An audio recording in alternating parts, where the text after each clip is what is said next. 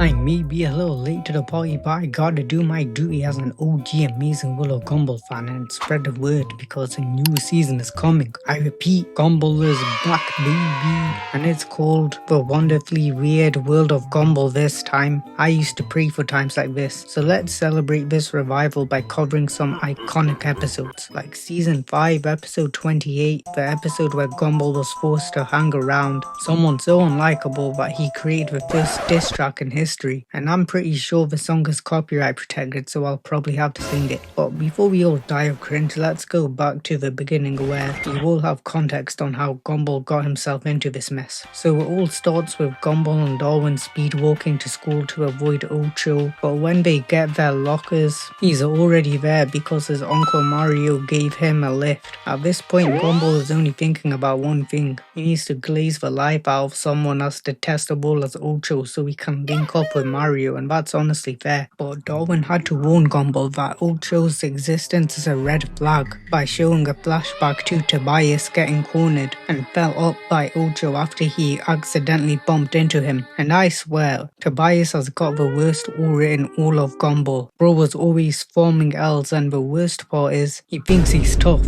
Like, do you guys remember that post Tobias always does in his photos? He was so unnecessarily funny. So Gumball needs to prove himself to Ocho that he can be trusted by going through a couple of trials, and the first one includes backing Ocho in a fight against the toughest bullies in Elmo Jr. High, Oppenheimer Jr. and his goons. And while Ocho is low diffing everyone else, Gumball is currently getting kicked in the junk and put in a trash can by a teddy bear on steroids. But after some shadow boxing, the cupcake trembles back in fear and trips into a lat pull down machine where all the weights drop on her and her face explodes. This has really got to make you wonder, how far is Gumball willing to go to meet an overweight plumber who's probably in his 30s? Bear in mind he just committed murder, and then goes on to somehow not laugh at Ocho revealing his name is Harry Toot Morsel, and even brushes off the fact that Ocho likes to strangle animals with his childhood blankie. And it gets worse. Ocho starts leeching off of Gumball's family savings to the point where Richard can't pay for expired donuts, so he has to start financing them with interest that doubles per second. It's moments like these that the Amazing World of Gumball is a 10 out of 10 cartoon. So as Gumball is just about to get accepted as Ocho's friend, he gets kidnapped and placed on a cliff by one of Ocho's friends, where he has to make the choice of jumping off a cliff to prove his loyalty, and after some nervous nonsense being spewed from Gumball's mouth, he jumps off, but luckily he basically jumped off a step and it's revealed Ocho was just testing him. Still though, Ocho almost gave Gumball a heart attack. Bro was hyperventilating like crazy, but it's okay because it was just a prank. So after Gumball demotes his bae Darwin and officially becomes Ocho's BFF, we go out to play golf with Uncle Mario, except it's not the real Mario, it's just an unemployed bum cosplaying as Mario. So there's basically no reason to chill with Ocho at this point, so Gumball decides to unfriend him by dropping a diss track.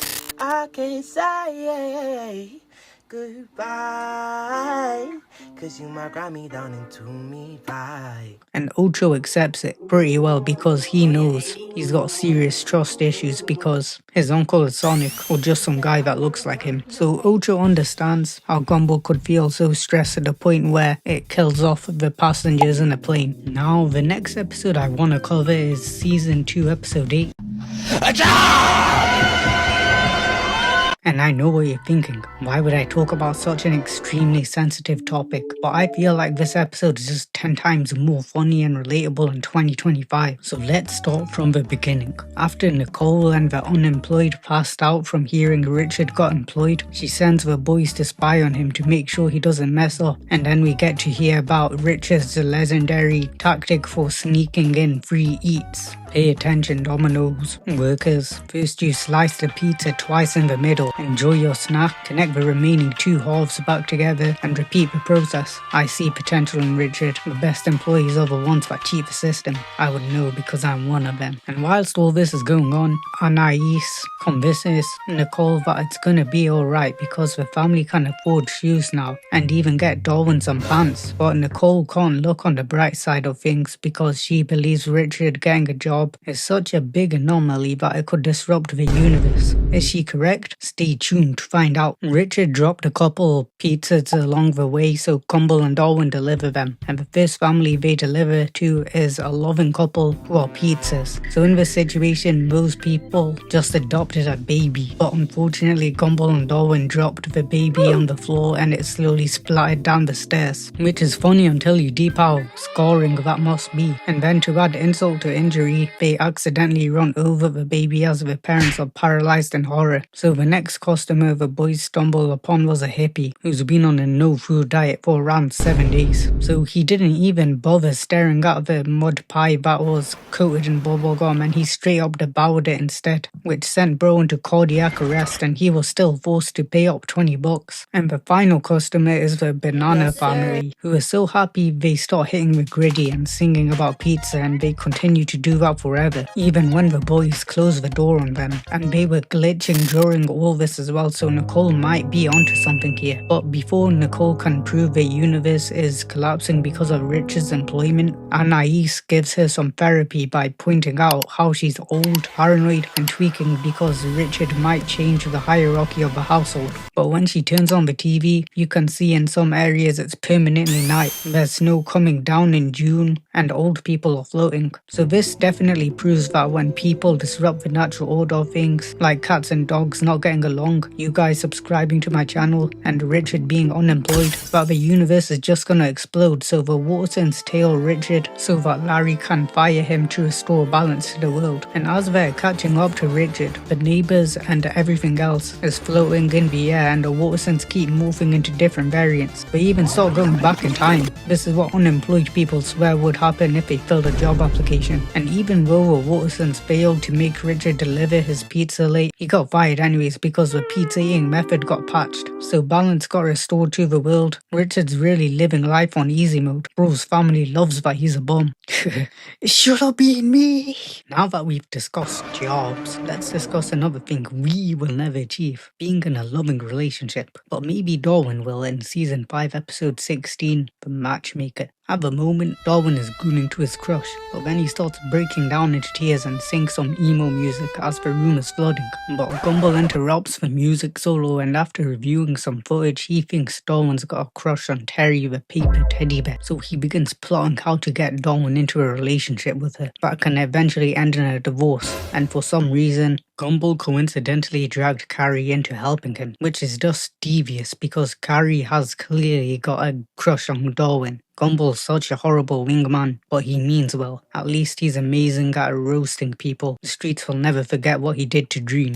You don't understand that you're talking to like a Michelangelo of my time, right? Like I'm a genius, Albert Einstein level history bookmaker. You're gonna be forgotten like the dust in the sand when you're in the fucking Sahara. Gumball's first plan is to drug Darwin and Terry so they fall in love with each other, but he doesn't have any ID on him. So they move to the second plan, which is to put Terry in a life or death situation so she can realize her love for Darwin. And this involves surrounding Terry in acid that will destroy her metabolism, but Carrie's not gonna stand for this. She won't let her man get stolen. So she slips a soda bottle onto the floor so Terry can clock the acid. It's fake and she walks away spraying everything in her path, like the germaphobe she is. Now Gumball has to act fast because Darwin's transformation has already begun. He's grown out his emo hair and tied himself to a wall which is lighted by candles in the shape of a heart. So they have a discussion on how to rizz up his crush, and Darwin thinks that women love it when men generalize everything about them, and Gumball dismisses that idea even though he's right. So they go with option B, where Darwin goes up to Carrie and Terry and starts being open with them by oversharing all his insecurities, such as the fact that he pisses in his fishbowl. And this was another L from Gumball. And you're really encouraging bro to share the secrets of the enemy. In 10 years, just know Carrie is gonna use this evidence against little bro Darwin in the Rico case she's building. Dr. Umar would not condone any of this. Anyways, Carrie sees the error of her ways and cooks up some drugs for Gumball to use on Darwin because she wants Darwin to be happy no matter what. I found this scene pretty funny. You got Carrie crying her eyes out as romantic music plays during the cookout, and then Gumball shoots Darwin and Terry with love arrows, which sounds really painful in reality if you think about it. I mean, just look at the size of that arrow, god damn. But the drugs definitely work because the pair start making out instantly and viciously to the point where Carrie tries to shield Gumball's eyes, but she's a ghost so her arms are see-through and Gumball just has to suffer in silence. You know you're in love when you start spamming Axe body spray to the point where your house almost sets on fire. And even though Gumball has been fumbling all episode, you just have to respect the fact that he stooped to using the dark arts and weaponry for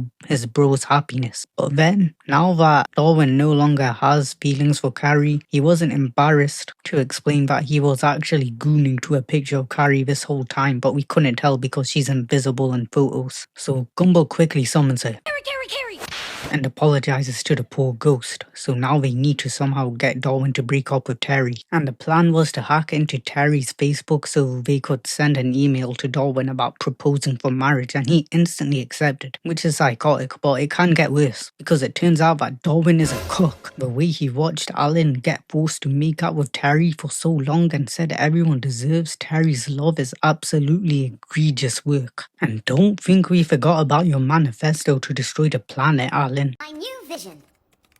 A manifesto on how to forcibly seize power and eradicate sadness across the globe. The streets will never forget. On to other examples of Gumball having the worst defense in history. He started sneaking fish flakes into Darwin's tank when he was sleeping to make him become overweight, but Terry doesn't mind it. She then met Richard and I'm surprised she showed no signs of giving in because she's a germaphobe and Richard's a bum who would put any Reddit moderator to shame. But she did almost fold after hearing about all the girls Darwin kissed and how 80% of the people this guy kissed was his boo Gumball. But the drug was so strong that it overcame Terry's fear of Darwin's STDs, and Carrie couldn't take it anymore, so she broke down in tears, but Darwin, witnessing her crying, snapped him out of a spell, and the two of them lived happily ever after. Is it my turn? Anyways, make sure to like, subscribe, and comment your favourite Gumball character and explain why it's Darwin so I can become unemployed as well. See you all in the next video.